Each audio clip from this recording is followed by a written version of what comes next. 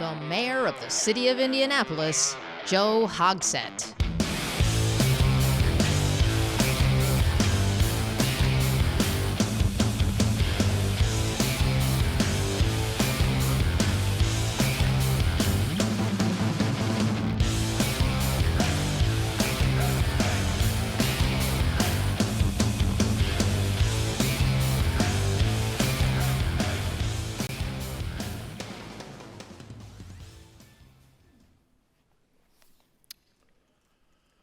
What have I done to FDIC? Seriously. So let me make sure I understand what I have been charged to do today as quickly as I can. First, follow Bobby Holton. You know, under normal circumstances, that's a pretty tall order. But now, Bobby Holton, General George Patton, Kevin Shea,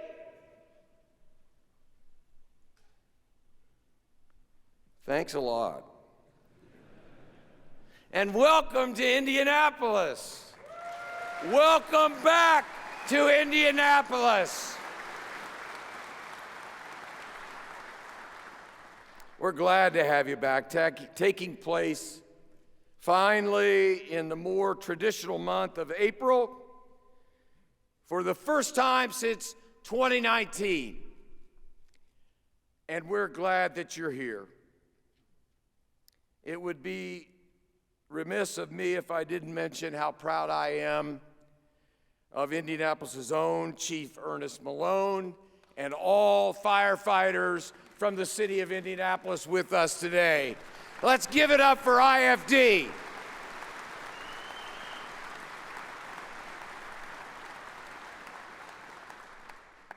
And in all seriousness, I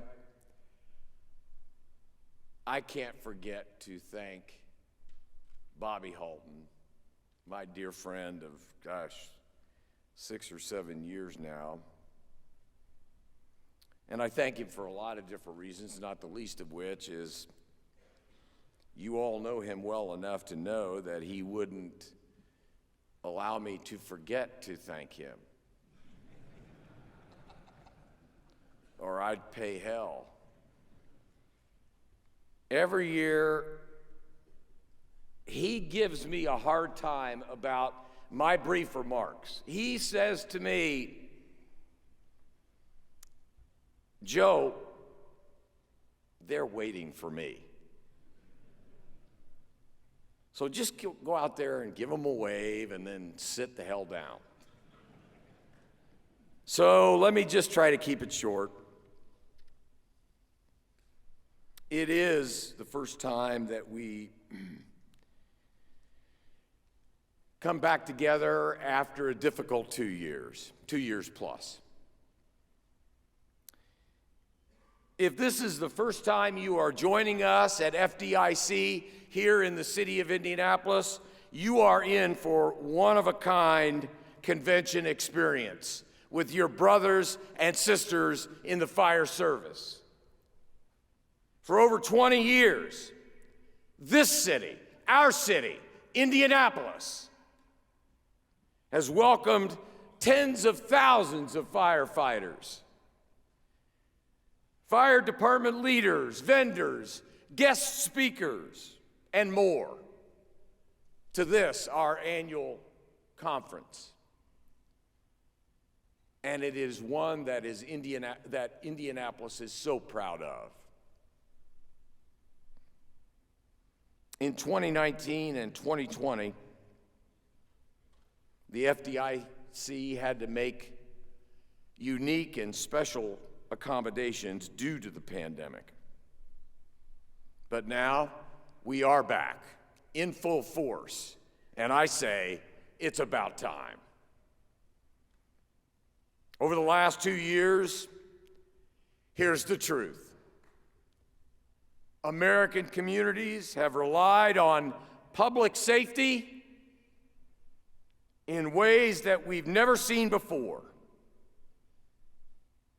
They've relied on you and your departments in ways that the American public has never relied on you before. And you've responded to that call. And that's why this convention must always feature moments of recognition. From today's presentation of the Ray Downey Courage and Valor Award to the 9/11 Memorial Stair Climb on Friday, this week is about more than new gear and new training. It's about recognizing, exalting, uplifting, honoring the extraordinary commitment of our nation's fire departments and of our nation's firefighters. The city of Indianapolis and the communities that you call home are tremendously grateful for your commitment to public safety.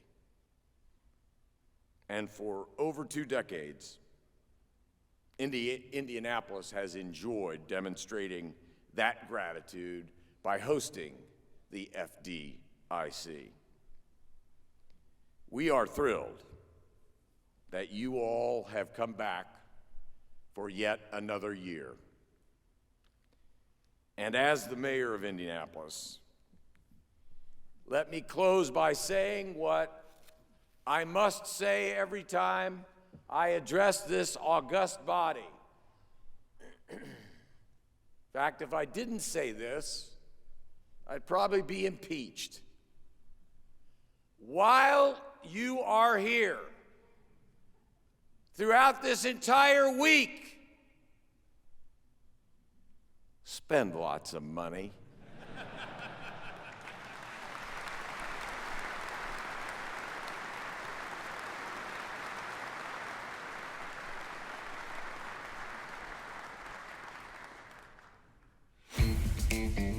The Chief of the Indianapolis Fire Department, Ernest Malone.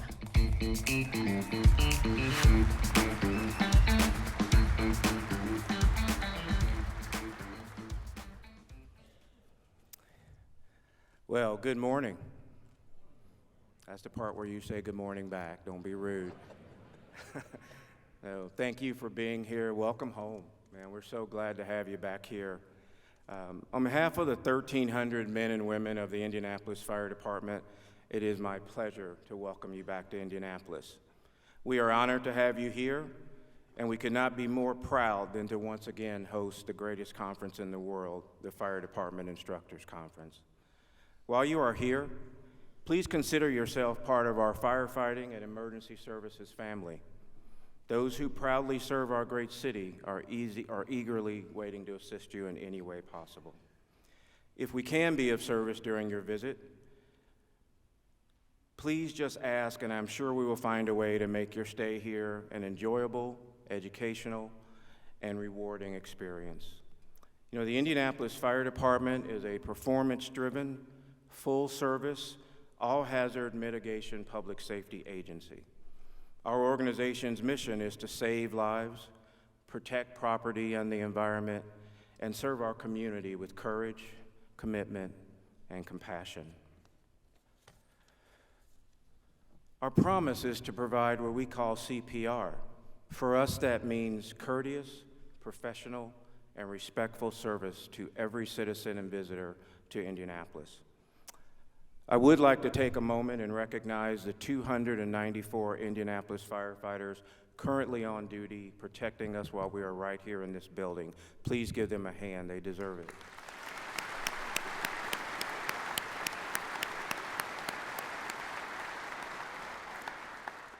Indianapolis is an outstanding community with what I believe is a world-class fire department that has served our residents for over 162 years. Our department has 44 stations divided into 7 strategically placed battalions. You know, this conference, FDIC, is such an amazing event. One of the best things about it is that it has been developed with what I think is a very common sense approach. One that seeks to enhance the skills of our firefighter, not only in the traditional ways of service, but in preparing them for the challenges in an ever-changing world we will face tomorrow. Regardless of how many years we have in this business, we are all students of these services. I believe it's important for us to remember this morning that many of the policies, practices, and techniques, the improvements that we now employ on a daily basis, they were born out of tragedies. They were born from the sacrifice of men and women who gave their lives trying to save others. Too often, that effort changed to us trying to save our own. You as firefighters, you see, we will keep our promise. We will honor the oath we took. Our countries, our states, our cities, and towns endure in the dedication of the men and women who keep us safe. Our duty to protect our communities has not lessened, nor has it gotten any easier. It continues to grow in complexity, hazard, and risk. As firefighters, we have to be up to this challenge every day, every time, every run. The people of our communities are depending on us, and I know we don't want to let them down. Many of you are here this week to train to be better firefighters, officers, even chief officers. Whatever your motivation, I ask that you please remember that when it comes to gaining the trust and respect of the men and women you work with, that won't be given to you. That's something you will have to earn. You will earn it by what you do, not by what you say. Do you engage them, involve them, motivate them, challenge them? And I think most importantly, do you truly care about them?